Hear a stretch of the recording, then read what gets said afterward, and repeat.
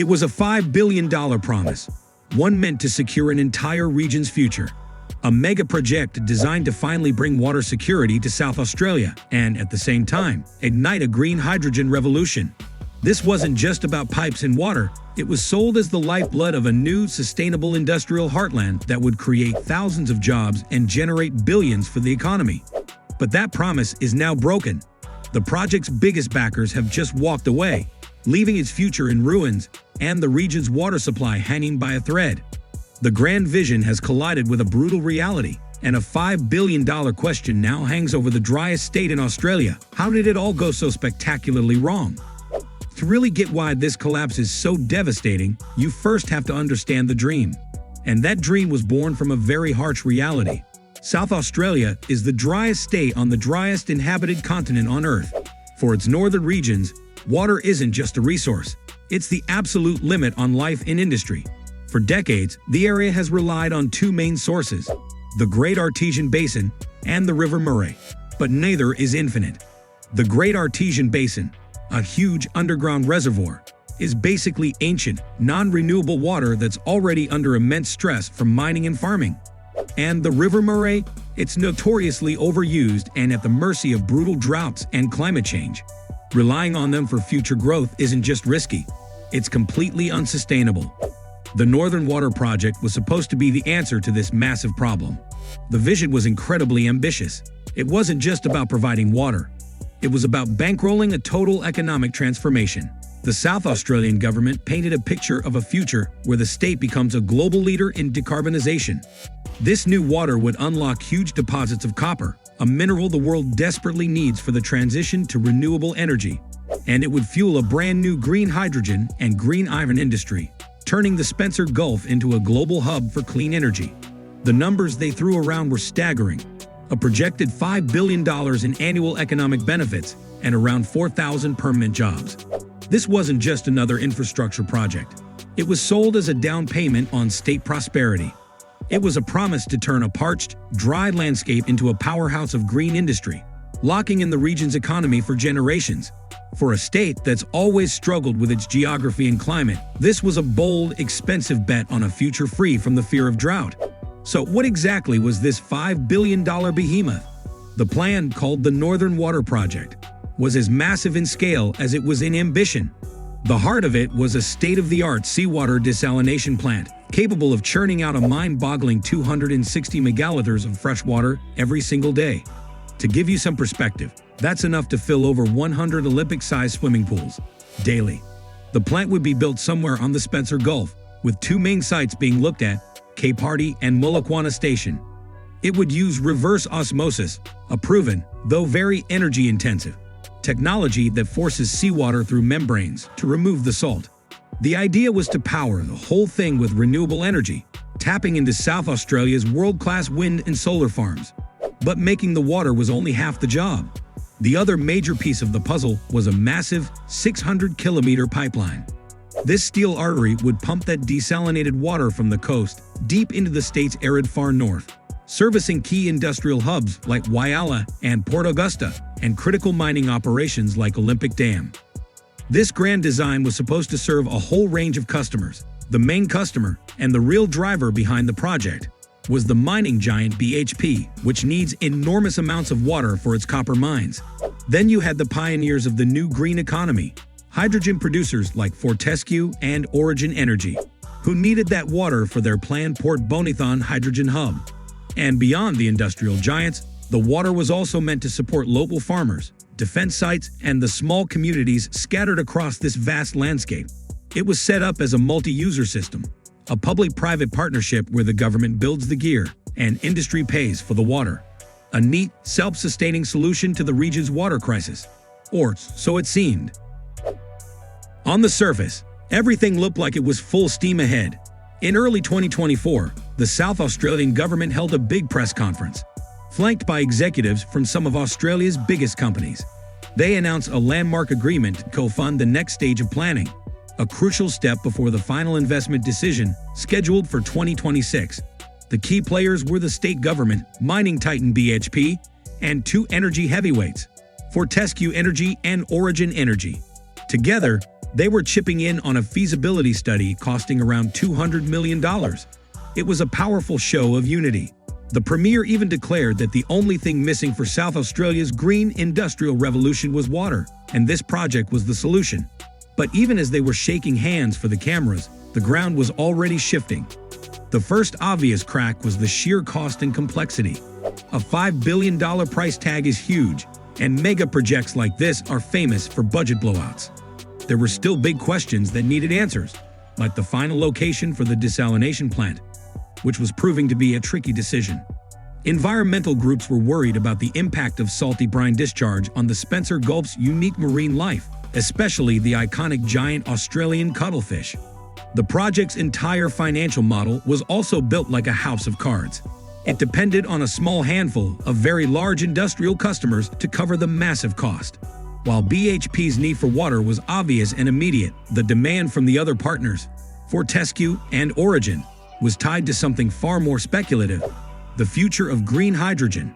Their involvement was directly linked to their proposed facilities at the Port Bonithon Hydrogen Hub. As the global energy market started to have second thoughts about green hydrogen, the commercial logic holding the whole water project together was quietly starting to fall apart. That grand coalition, so confidently announced, was a lot more fragile than anyone let on. The knockout punch landed in August 2025. In a move that sent shockwaves through the state, two of the project's cornerstone partners, Fortescue Energy and Origin Energy, confirmed they were out. They pulled their support and their funding from that crucial feasibility study, shattering the multi-user group that was supposed to make the whole thing work financially. Their official reason was a strategic pivot.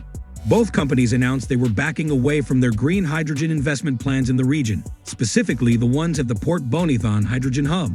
So this wasn't a failure of the water project itself, but a casualty of a much larger global rethink of the green hydrogen market. For months, the buzz had been growing that the hydrogen dream was facing serious economic headwinds. The cost to produce it was high, the infrastructure didn't exist, and the markets were developing way slower than expected. Companies like Fortescue, once a loud champion for hydrogen, started quietly shelving projects not just in Australia, but around the world, citing market uncertainty. Even the South Australian government's own flagship Hydrogen Jobs Plan had been deferred, with its funds redirected to rescue the struggling Whyalla Steelworks. For the Northern Water Project, this move by Fortescue and Origin was catastrophic. They weren't just minor players. They were supposed to be major future customers. Their exit blew a giant hole in the project's business case. The whole economic model was based on multiple big users sharing the colossal cost. Without them, the financial weight would fall almost entirely on the remaining partners, BHP and the South Australian taxpayer. The Energy and Mining Minister tried to put on a brave face, insisting the project was still feasible, but the damage was done. The unified front had crumbled, and the project, once a symbol of a bold green future, now looked like a very expensive, very stranded asset. With the project now on the brink, the consequences for South Australia are massive. This is a story of what could have been, and the grim reality of what is. First, there's water security. The whole reason this project existed was to get the state's most important industries off the unreliable and overused Great Artesian Basin and River Murray. With northern water in limbo, the region is right back where it started, in a state of water uncertainty. The pressure on those precious water sources will now only get worse. For a region that already lives under the shadow of drought, losing its best hope for a climate-proof water source is a huge blow. Then there's the economic fallout. That promise of over $5 billion in economic benefits and 4,000 jobs now looks like a mirage in the desert. The project was supposed to unlock a new generation of industry. Without it, growth in copper mining and green manufacturing is severely limited. And it's not just about losing future potential. It sends a terrible signal to international investors about the risk of doing big business in the region. Finally, this is pretty much the death of the state's grand green hydrogen dream. The Northern Water Project was the key that was supposed to unlock the Port Bonithon Hydrogen Hub. Without a massive, reliable source of water, large-scale green hydrogen production is simply impossible. We've seen this before. Another major hydrogen project in South Australia was shelved back in 2022 for the exact same reason: no guaranteed water supply. The collapse of Northern Water doesn't just delay the state's hydrogen ambitions. For the foreseeable future, it all but kills them. The vision of South Australia as a global green energy superpower now lies in ruins. So what really killed the project? The easy answer is that two partners walked away. But the real story is more complicated. This wasn't just bad luck. It was a cascade of flawed assumptions and risky dependencies that made the project vulnerable from day one. The first critical flaw was tying a $5 billion infrastructure project to a highly speculative industry. The entire business case was gambling on the idea that a commercial-scale green hydrogen industry would just magically appear at Port Bonython. When the global market for hydrogen cooled, and those companies made the cold, hard business decision to cut their losses, they took the water project down with them. This brings us to the second problem: the fragile nature of this public-private partnership. The government was chasing a long-term visionary goal for the state. The private companies, who have to answer to shareholders, were focused on quarterly returns and managing risk. As soon as the numbers for hydrogen didn't add up, their commitment was gone. And that leaves the BHP question. The mining giant still says it supports the project, but its situation really highlights the core problem. BHP has a desperate and immediate need for water to expand its copper operations, an industry with a proven profitable market. Unlike the speculative hydrogen ventures, BHP's demand is real. But is it big enough? Can a single company, no matter how large, justify the cost of a $5 billion project that was designed for many users? Probably not. The project is now stuck, too big for one customer, but with no others in sight. The final investment decision, once seen as a sure thing, now looms as a final judgment. And as one expert told the ABC, it won't go ahead unless the final price per megaliter is one that BHP is willing to pay. So what happens now? Officially, the Northern Water Project isn't dead. It's on life support.